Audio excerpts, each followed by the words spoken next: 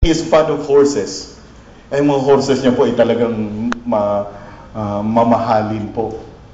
And he has this wonderful horse na talagang pinaka-love niya.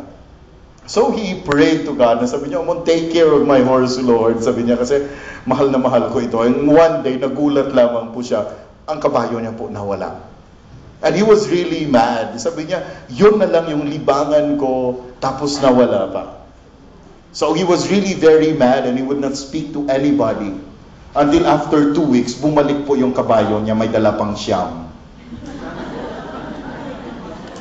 Sabi niya, oh praise the Lord. Sabi niya, akala ko I lost one, but no, I gained another 9. So tuwang-tuwa na siya dahil 10 na po yung kabayo niya.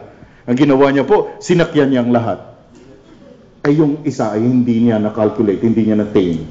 Talagang nahulog siya. At talagang napakatindi ng fracture ng bones niya. At tapos talagang minura niya naman ng Panginoon at sabi niya, walang hiyang buhay ito na bakit ganito, no? Binalik niyo nga yung kabayo ko, binigyan mo ko ng siyam, ay mas matindi pa tong naranasan ko. So talagang he suffered for quite some time. Until one day, he was still in crutches. Dumating po yung captain sa military. May giyera sa bansa nila. And kailangan ng reserve officer. Isa sa mga reserve officer. At nung makita siya, sabi niya, oh, you have to report at the army.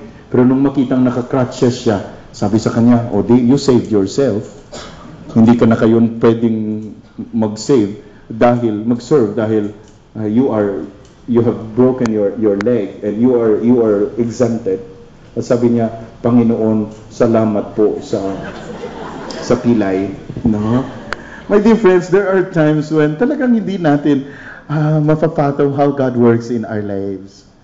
Na kung minsan akala natin in our misfortunes, God has a message and is driving it loud and clear that all things will really work out for good.